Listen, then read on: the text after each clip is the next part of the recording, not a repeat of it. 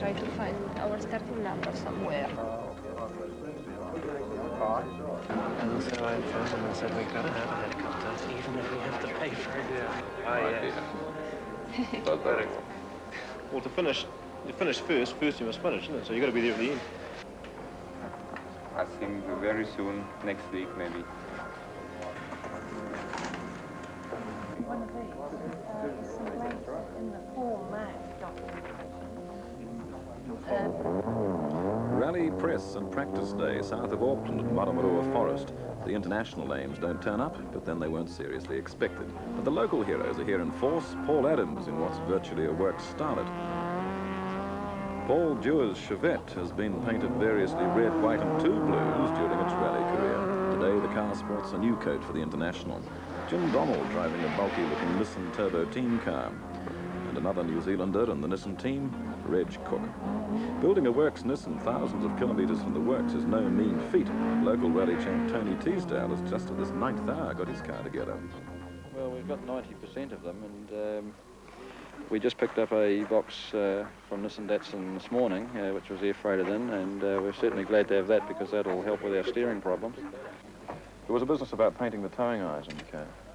Yeah, that's one of those strange little things, really.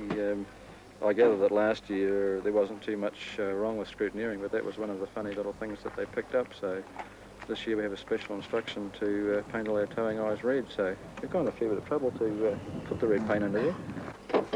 Number up. A little topping up with the sponsor's product does you good. Okay, pump it through. Teasdale's service crew might have been topping up with Shell and an escort that they'd been preparing simultaneously and would have entered had not the Nissan parts arrived in the nick of time. Rallying's not like a Grand Prix race. The competitors don't rush from the starting grid, darting and thrusting for the lead into the first corner.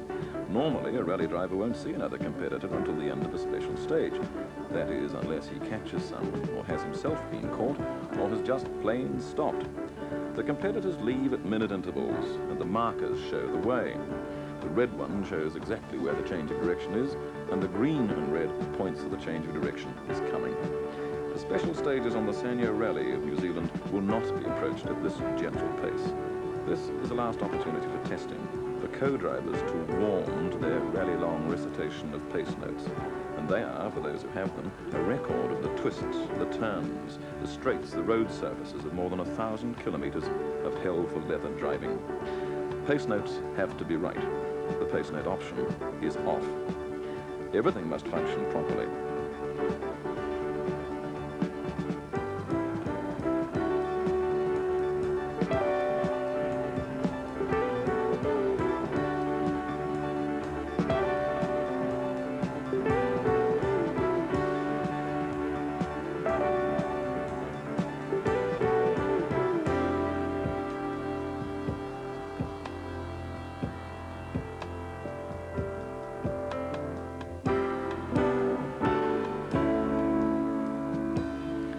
There won't be an opportunity to record a driver's view of the rally from inside a car when the event begins in 2 days' time.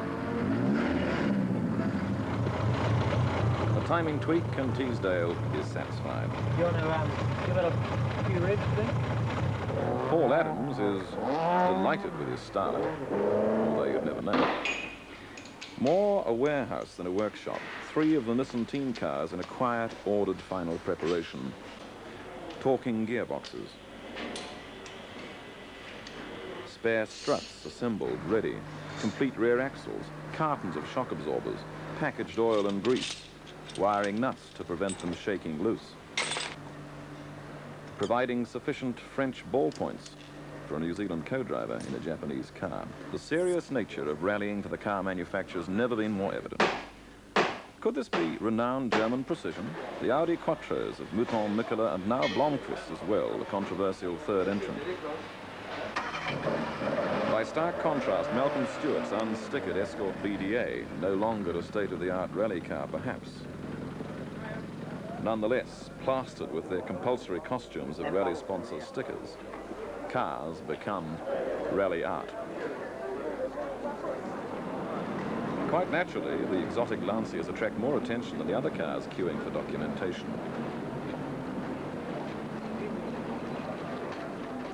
Lancia team manager Russo has been here before with the winning Fiat team in 1977. Co-driver Geisdorfer signs on. Lanky Championship points leader Walter Roll looks on. There's no apparent tension, even rivalry between Lancia and Audi as Fabrizio Pons and Michel Mouton complete their entry. There's a lot more people at documentation here than what there is at Pukekohe. 26:11:46, Reg. Yeah, I think it was something like that. From documentation, Reg Cook steers his Nissan towards scrutineering, a mystical place. Precisely what goes on we're not permitted to see, but here it's established that a car is exactly as described on the entry form. One entry was to become a problem, a third Audi for Stig Blomqvist. Initially, the organisers agreed the entry would be accepted with pleasure. So far, so good, or so it seemed. Clerk of course, Ross Montgomery, describes what happened then. Entries for the rally closed on the 28th of May. On the 10th of June, Audi contacted us, and the organisers said yes, they could start. And then the Sporting Authority in New Zealand Motorsport Association told us that we had contravened our regulations and the entry could not be accepted. This was notified to the agent in New Zealand, and from that, when the Audis arrived here, they put a protest in. The protest was heard by the stewards, who couldn't rule on it, and following that, the only course of action open to Audi was either to not run the third car or appeal to the National Court of Appeal, which is what they've done, and they will now start the event and run under appeal. Some residents of Auckland's domain are quite unruffled, in perfect control. Some residents never approve of anything. 59 starters in Parc Ferme. Here you can look, but you can't touch until the given minute when the cars are released to the teams in order of seeding into class. Only in Parc Ferme is it possible to see all the cars together. There won't be such a gathering at the end. And whether all the Nissans, the two supercharged Lancias, and the three turbocharged four-wheel drive Audis will make it through, like the rally remains to be seen.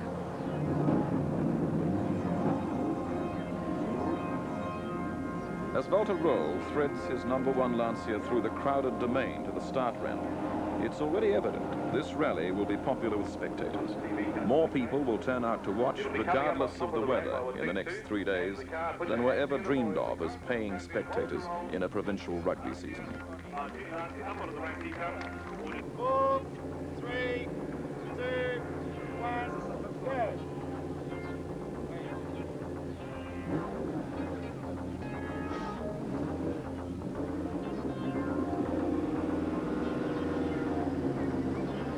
So well back down the southern end there. Nigeria Batago in the second lap. And of course the first New Zealander coming up to the ramp now. A very colourful, wonderful personality in motor racing. At last, after the preparation and publicity, the Sanyo Rally of New Zealand is really on its way. Through the North Island, from Auckland down to the forests of Rotorua. Crossing to the east coast and heading north of Gisborne. Turning and heading south of Gisborne. Back through the night to rest in Rotorua. South to Lake Taupo, across towards the west coast through Taumarunui, and returning to Auckland.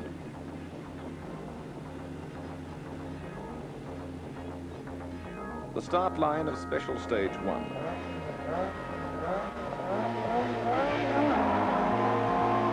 Of the 33 special stages, there is only one shorter. They stretch from 5 kilometres to 95. A regular competitor in New Zealand, Hanu Mikela, begins what he doesn't know will become a critical stage for Audi. Michel Mouton. Nissan #1, Timo Salonen, accelerates up toward the cutting. Just beyond this corner, the tarmac gives way to metal.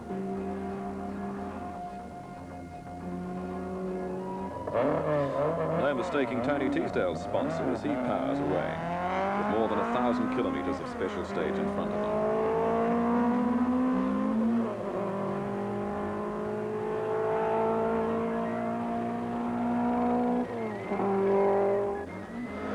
Reg Cook and the Nissan 240 RS.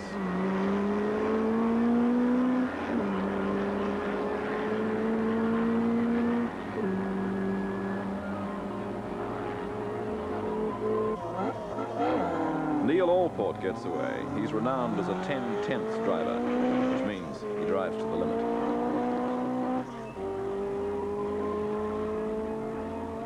In the tension of the rally's start, not everybody pulls away as smoothly as they would like.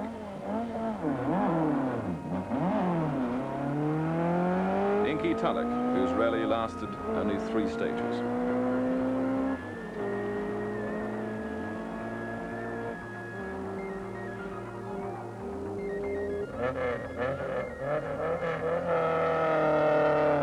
New Zealand Motorsport Association President Maury Chandler again campaigns a Mitsubishi Lancer.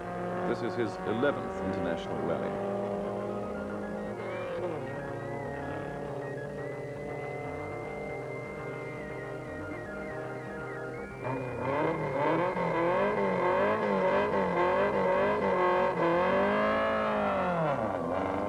Paul Dewar sat for a while, blipping his throttle, set to power strongly away and didn't quite, but recovered quickly, and he's off against the clock.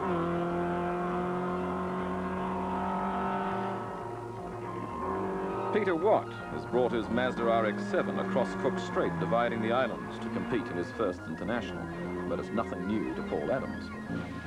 Happy when we get to the end of it. We had a better view up top there.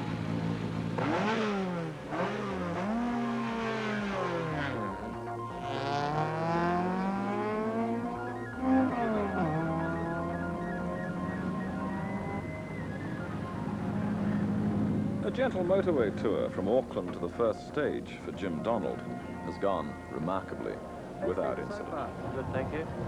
Hadn't had any excitement up to this part. The best is yet to come, eh? I'm sure, yeah. In rebuilding what had been Reg Cook's Bluebird Turbo, something of that driver's personality seemed to have rubbed off on Jim Donald. With competition underway, the rally-long grind begins for the service crews. They set out in assorted utilities and vans and even borrowed family cars to rendezvous with their drivers at designated service areas along the route. 2 Audis are through to service. As yet, there's no desperate hurry and time for a little light adjustment. But to move like this, it's this one only, or under? But I think I'm strong enough without this. I can do it. The small one. Hey, this one? Michel Mouton and Stig Blomqvist are here, but where is Hannu Mikkola in the first Audi, car number 2? Drivers may not regard this brief 5 kilometers as a serious component in an international event, but it is the only stage where rally people can watch almost everything and where drivers are fresh and willing to put on a show.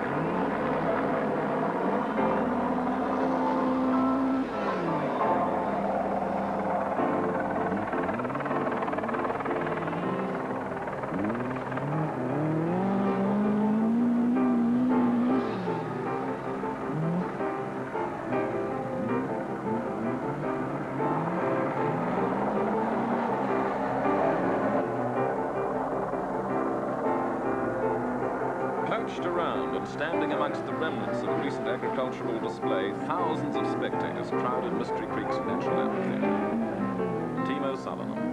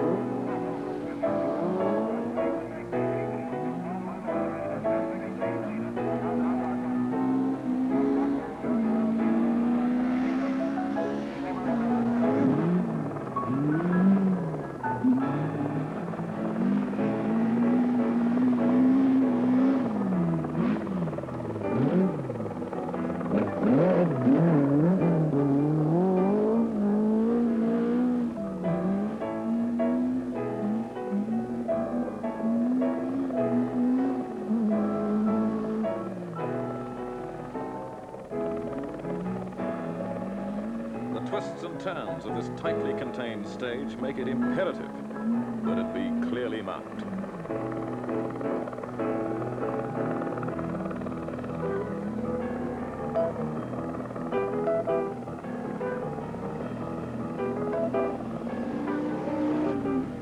Stig Blomqvist.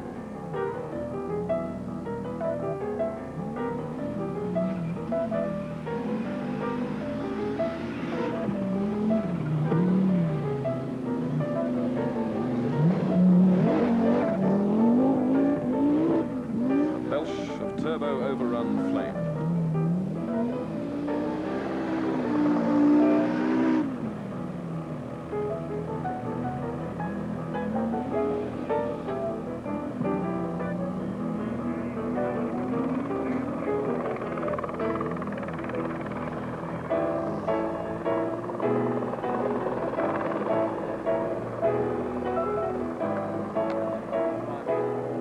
Further back down the field, Tony Ornstein begins his run through Mystery Creek.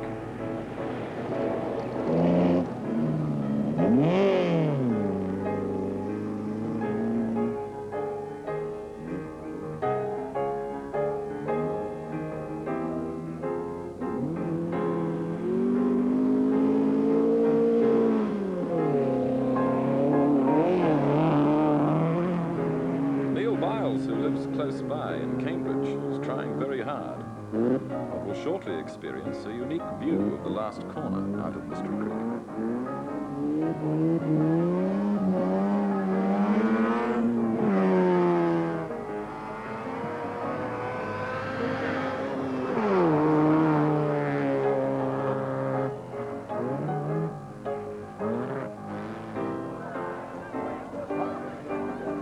To continue hardly the worse for wear. Rally cars have roll cages, although drivers are not compelled to test them.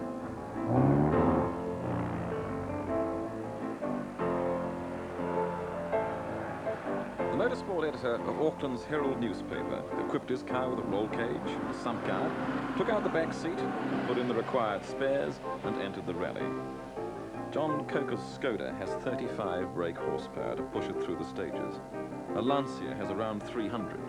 Lancias compete for the World Championship. Coker competes to finish and for fun. And that's infectious.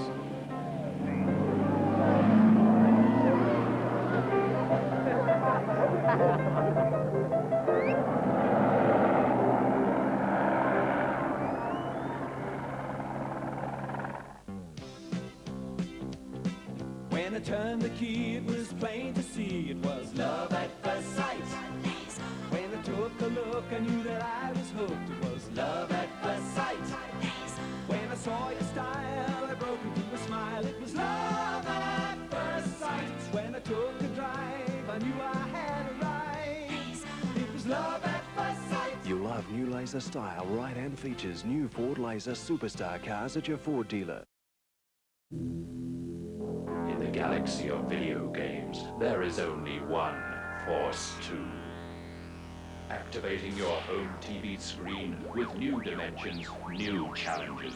The latest craze game is here, Spider's Web. One game and you'll be trapped. Defend the planet from laser attack. Planet Defender. Force 2, taking you to where the real games are. He's got drive, he's got energy, he's your mobile man, he's your mobile man. Before you take home just any oil, look what your mobile man has to offer. Right now, he's got premium quality Mobil 3040 heavy duty at only $7.35. That's big savings on 4 litres of premium quality take-home oil. Give your car a change to Mobil 3040 heavy duty at this special price and save. See your mobile man. We're the tops, GR Television.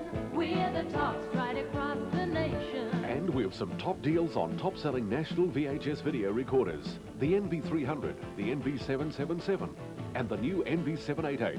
So take advantage of these great national video deals from GR while stocks last. Whichever way you choose to choose it, we're the tops, GR. Tops in television and video, whichever way you look at it. Waiting is part of the rally experience, for marshal and for spectator alike. They get used to hanging about in forests at night. Groups of watchers have studied the route maps and decided this place, more than any other, is the place to wait. Lights flash in the sky and the rally cars flash briefly by as the sound and light comes together for the watchers. For the thousands who make the effort in the Tokoroa forest on stage 6, it's well worth the wait. Sometimes at night, the forest responds to the noisy intruders with its own primeval cries. Aye!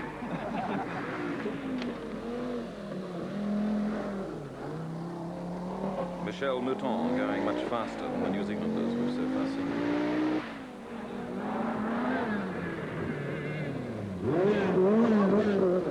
Apparently seeking something amongst the pine trees, Attilio Bottega plunges on with Italian verve, fast but not as tidy as his champion teammate.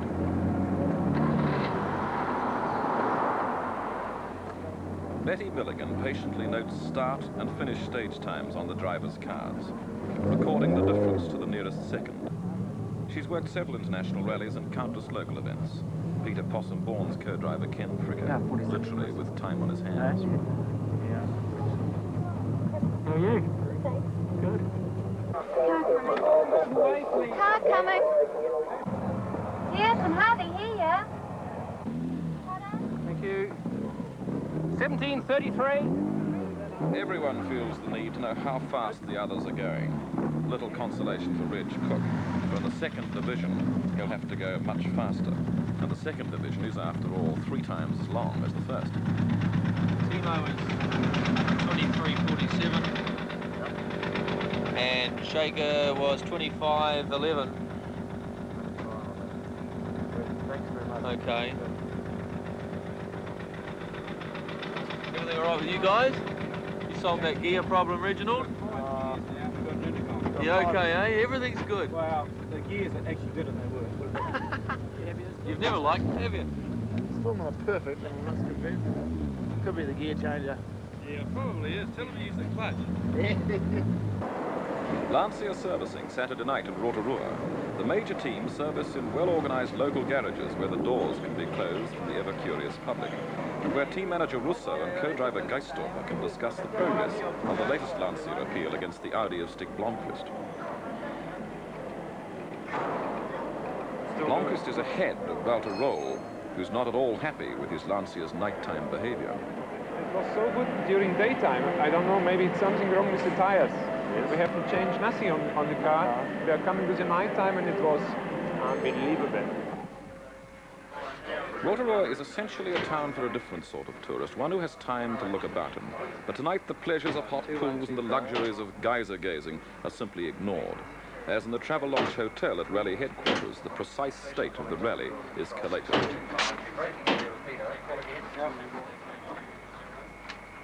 Roger, Bob, go ahead. John Bruce circles the starters. Clark, of course, Ross Montgomery checks and double checks the 56 cars still running at the end of Division 1.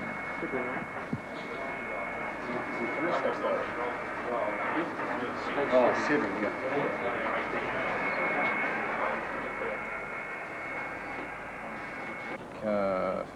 The circle shows the car started, and the cross indicates that the car has completed the special stage.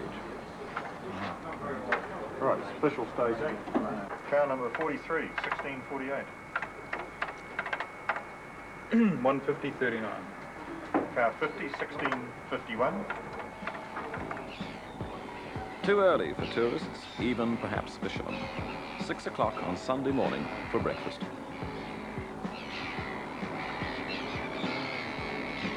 The lead car is due away at 7 o'clock, Michel Mouton's Audi.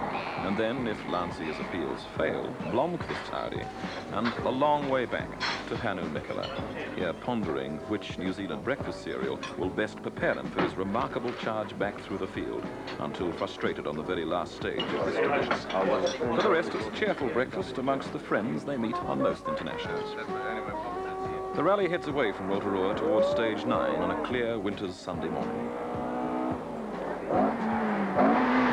Now Tony Teasdale shows how it's done when you're in fine form and third fastest New Zealander on the stage.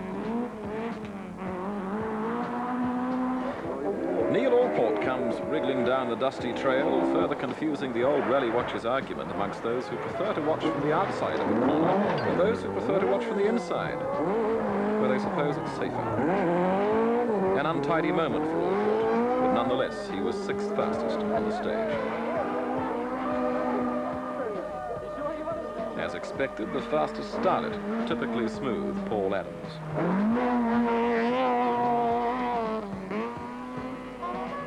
It'll be breakfast time tomorrow before these competitors return to Rotorua. Palmerston North driver Shane Quinn, who led the 1600cc class until halfway through the last division.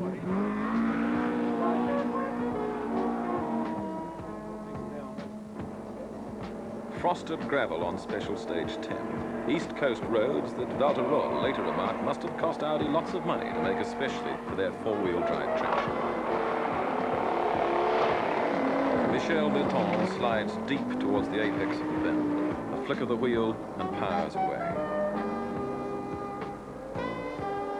And then comes Valterol, seemingly right on top of the gravel that he finds so unstable. Pushes the Lancia down toward the bend on a wide line. And like Mouton, he doesn't find the hollow at the very outside edge of the bend. Timo Salinen's pace notes make no mention of a hollow.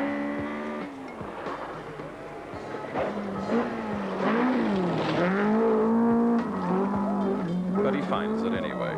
And he delights the small crowd, as crowds crave excitement.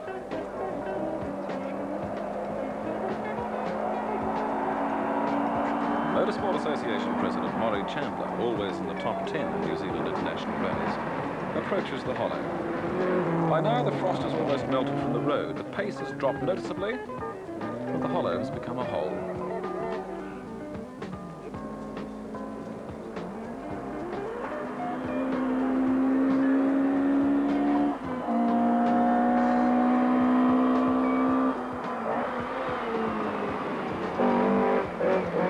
Mike Limbrick is quick in his Darlin.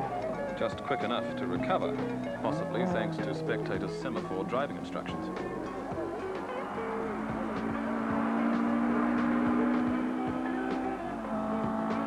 This is Possum Bourne's Subaru. Apart from the Audis, the other four-wheel drive car in the event.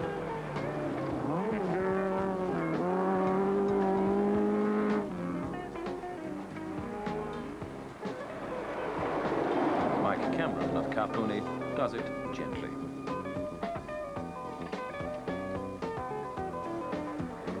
John Coker trots along well down the field, though there are other more powerful cars who may have suffered mechanical problems or had little off in succinct rally jargon, who starting the stage minutes behind Coker need all the 38 kilometres to overtake his consistent driving.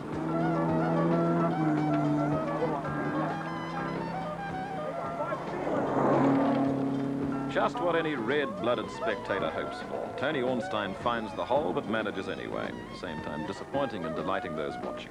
The sheep can return to their grazing, tail-end Charlie is on his way, and the rally people move off towards the North Island's Pacific coast.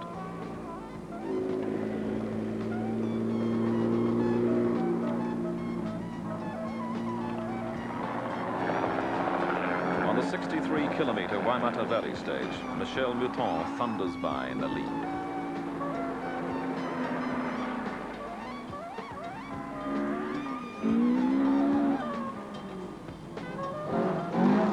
Timo Salinen sprinkles a field with small rocks that masquerade as gravel hereabouts. Hannu Mikkola, in his determined bid to regain his start position in the top four, is living up to his name. But even so, the Flying Finn seldom sets a faster stage time than the remarkable French driver. No other Audi follows in the billowing dust. A final ruling from the event's panel of stewards plucked Stig Blomqvist from the event this morning as he prepared to start. While Maury Chandler plugs on, quick and steady. The battle up front is between two Audis, two Lancias, two Nissans, a lone Escort and two more Nissans. But does not include Tony Teasdale, after working so hard just to take part. His Nissan blew a head gasket on the previous stage. Long stages always mean the possibility of catching up or being caught. When closing in, a driver curses the dust. Dust obscures the vision. It compels teams to rely more and more on their pace notes and pray that they're accurate to the meter. Apparently, Rover can distinguish between those with pace notes and those without. But there are many drivers who have not had the luxury of a complete recce of the event, painstakingly recording every twist and turn of the way. For them, close following in the dust demands a new determination, and a courage and a skill to keep the pace. Where else would you see a Mini in an international rally? You won't again. This one finished well.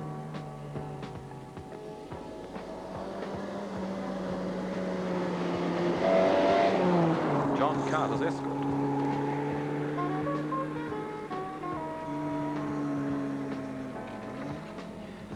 And near the end of the field, out of the dust, comes Paul Richards' Honda Civic.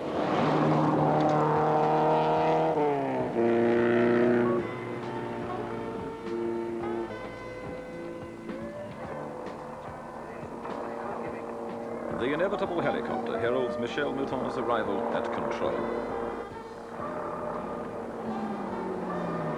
As the Audi's engine revs drop momentarily, a warning light flashes from the dashboard. A first hint, perhaps, of engine wear, or merely something quite usual. Time will tell. Just as the sheer physical effort required to drive at an impossible pace through 68 twisting kilometers in 46 minutes tells on the face of the driver. Tolaga Bay on New Zealand's east coast, a quiet, unhurried spot whose normal, peaceful composure is disturbed for a few hectic hours on a Sunday afternoon.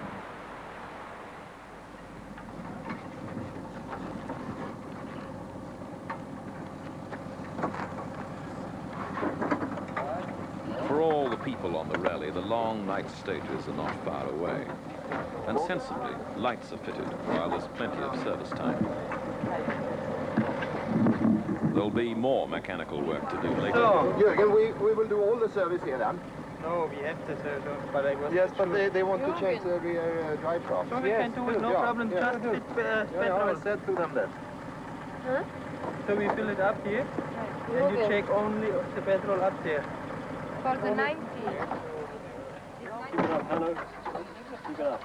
Hannu Mikkola acknowledges some encouragement, but is obviously preoccupied by the mental and physical pressures of his race back through the field. Mikkola has been driving himself very hard.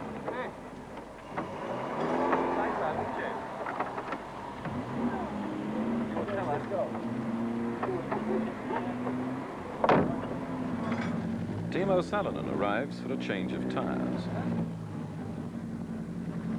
The Nissan team has hundreds of tyres, and you'd think that practice with a wheel brace would make perfect, wouldn't you? Yvonne Mater contemplates a gearbox change. It was as well the Nissan team who prepared all the gearboxes we saw at the beginning. They needed them, not because of major problems, just a niggling selector fault in third gear. Reg Cook has seen it all before, several times. Here's how an expert handles a wheel brace. And Malcolm Stewart, lead escort driver, explains why he's grateful to the unfortunate Neil Allport. We had a few interesting moments. One of them would have been, well, one of them was an interesting moment was there, but it was rather saved by Neil Allport's Zedkis. He is Allport off in there, isn't he? He's off well and truly, yes. Right down the paddock. Take off over the bank, don't they? It looks like he just locked up on a corner and unfortunately went, straight ahead and nosed over, but he was walking around, so he's okay. Yeah, a bit more, a bit more. A bit harder. Who said they didn't make Japanese cars strong?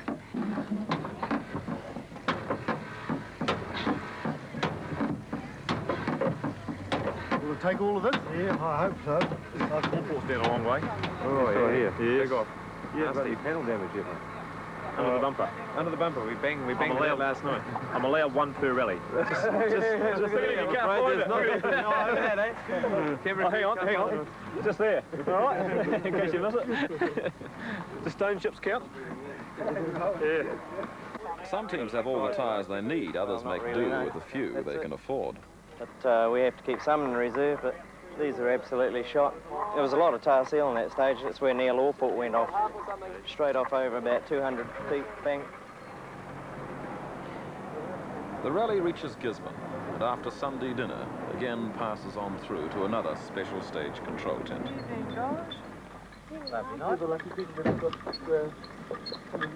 Inside, Betty Milligan again assembles a few small comforts and organises her fellow volunteers for the precise duties of rally time. Not from Park 2, mate.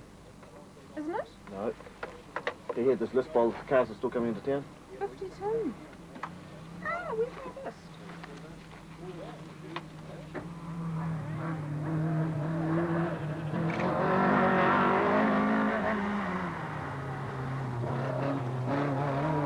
Shaker Mater's Nissan goes by on a Sunday evening.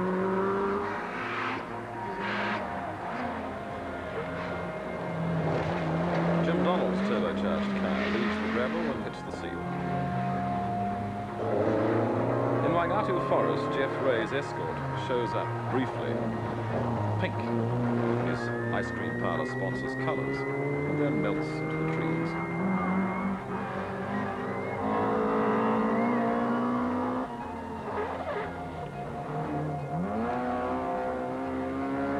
Mike Limbrick goes by.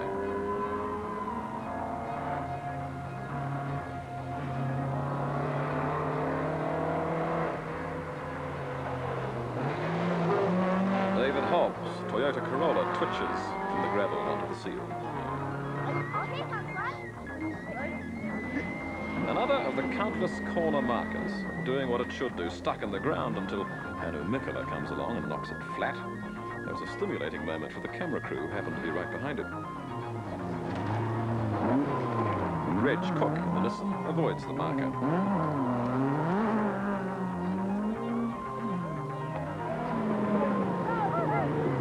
And Jim Donald doesn't hit the marker either. He's the fastest New Zealander on the stage.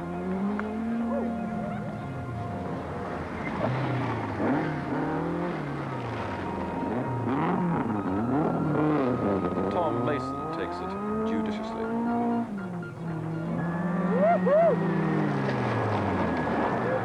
Close behind, Kevin Smith shows how it should be done.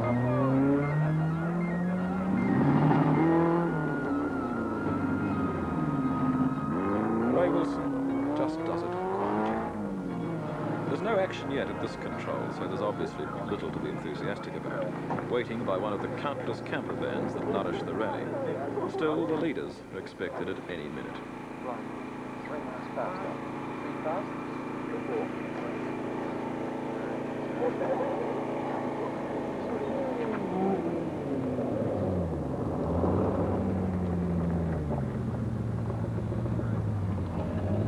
Through the letterbox slot in the plastic window, Maurizio Perisino hands the driver's card.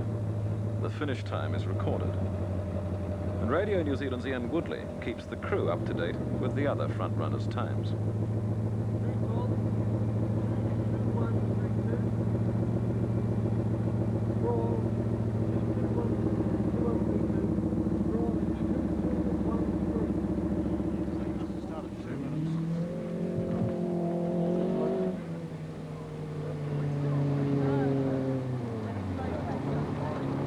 Paul Adams brings his leading starlet into control.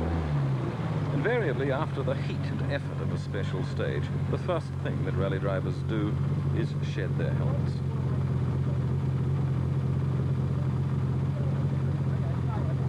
In an international rally, there are sponsors' reminders everywhere. They pay the way for most. His helmet replaced with a sponsor's cooler cap, Adams heads off to service, drawing spectators with him. Rally publicity records that the Matawai tea rooms will remain open after the longest stage on the rally, dispensing sandwiches, gallons of tea and coffee, and providing some warmth for tired and cold crews and bone-weary rally drivers alike. 18 hours after the day began, Maury Chandler summons all his concentration. I think the biggest problem is you've got to keep talking to yourself on the way through and sort of get the initiative to get up and go again. You keep sort of lagging in the middle.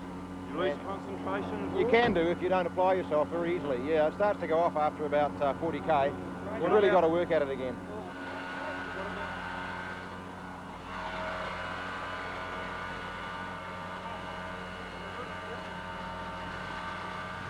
One stage to go in this division, mercifully a short one.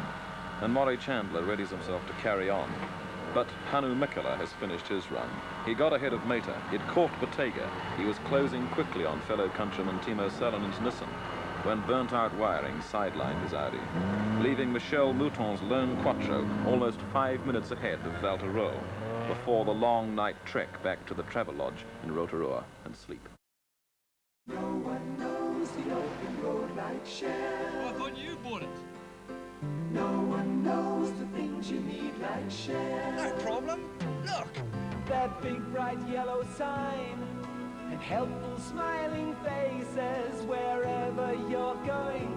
We're the keep you going places. Stop at Shell. New Zealand's going places. Wherever you're going, go well. Go Shell. 10 years ago, Sanyo were the first to bring colour television to New Zealand. Today, Sanyo bring you a completely new range, European in concept and styling. Automatic brilliance control, special video channel, and unique storage facility with sliding doors. Reliability that Sanyo will guarantee for 5 years, and a picture quality so lifelike, you'd think it's real. Sanyo, bringing you the latest in television design and technology. See Sanyo, then decide. Rally time shows scant respect for rally people's biological rhythms, forcing them to sleep by the day and lunch refreshed late in the afternoon. Very good. Very good. Now we see how it goes in the rain. Quicker. I'm sure. Oh, wait. The biggest problem we have, we only got a little tiny engine, and our gear ratios for the tight stuff are probably just a little bit too wide, and when we come out of first gear into second gear, if there's a hill with a little bit of power, it'll just wind its way slowly up the hill, whereas if we come out of a corner and it's a nice straight or a downhill section, it really flies. So if we could just alter that gearbox to bring second gear a bit closer to the first, it would make it a lot quicker in the uphill stuff. By Monday evening, because of her lead, the Sanyo Rally of New Zealand is being called affectionately Michelle's Rally. But you know that it's because There's still time before the third and final division begins to read a report on what's been going on. Although it's not essential to agree with someone else's version, the rally plunges into the last night forest stages.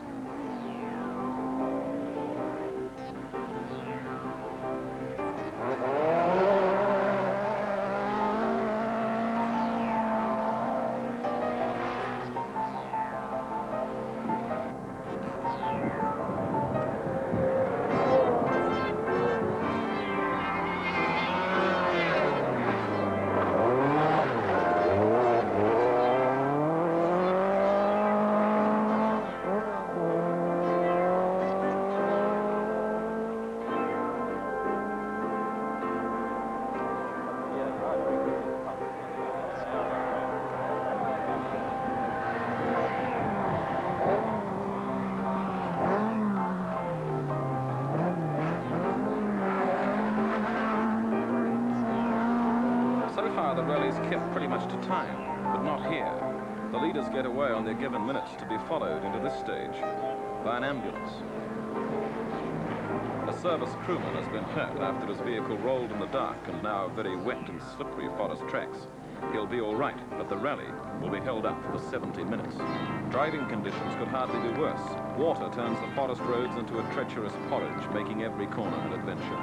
Michel Mouton used the four-wheel drive traction to great advantage, but slowed on this stage because of an overheating engine.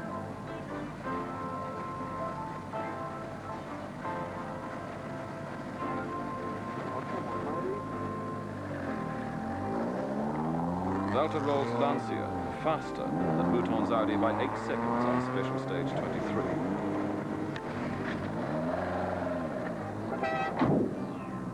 On all the forest stages of this last wet night, Shaker Mater had been trading 5th, 6th and 7th fastest times with the Nissans of Jim Donald and Reg Cook. Usually, Mater, Cook and Donald were within 30 seconds of each other. Times which apparently concern Yvonne Mater as they lead up to service in Taupo.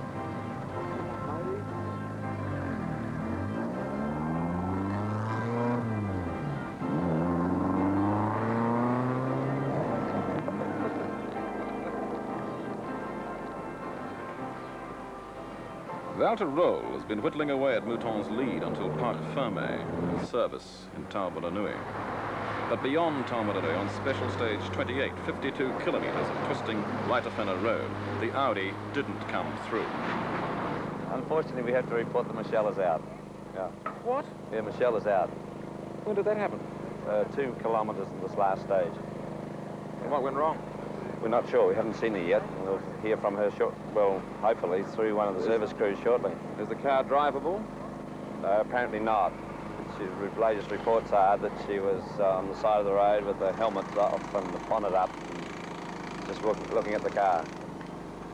There's absolutely no chance of getting it out on No, getting it I would back think on not the now. No, too late now at this stage. Yeah. So that's all of them? That's all of them. Regrettably, yeah. Well, that'll be a great disappointment for you. Yes, very much so, but I guess that's motorsport. Trevor Hudson of European Motors must be wondering just what Audi has to do to finish a rally in New Zealand.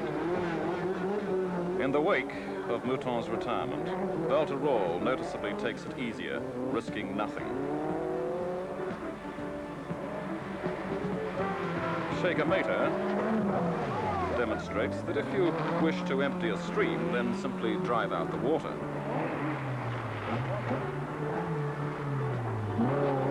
Kevin Smith approaches prudently and proves that prudence is not always the way, losing precious seconds clearing his motor.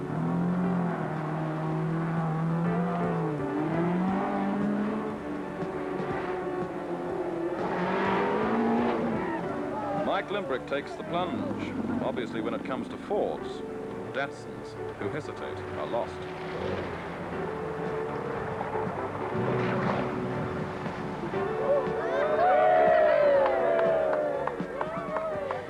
But there's a limit to the time you can reasonably sit stemming the tide. So wet feet, grunt, and electronic wizardry move the Datsun on. Don't let John Coker go by.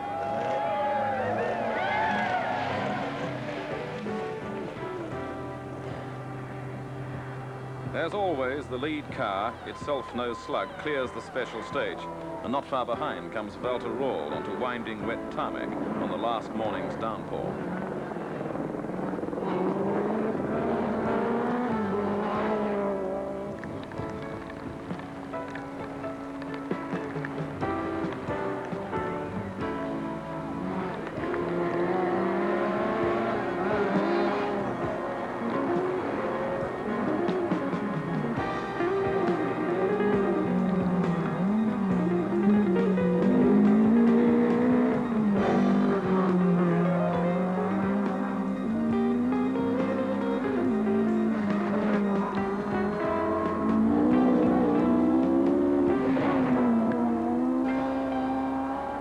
Elsewhere, an emphatic cross cancelling its number, Michel Mouton's stricken Audi. You know, the is first towed reaction back to that Auckland. when you stop and you know that it's finished, and you see the other car going to the finish line, it's quite difficult to accept. But in the same times, I know that it's rallying. You try to go with your car, your team, and everybody, and try to finish and to win. Sometimes you can do it, and sometimes the mechanic said no, and you have to stop and you have to accept it. Finally, the rally returns to Maramarua Forest in the last special stage, 33. Walter Roll is completely in control. Timo Salonen brings the Nissan through to his final second place overall. Attilio Bettega frequently looks within a hair's breadth of losing control, sliding home to third behind Timo Salonen.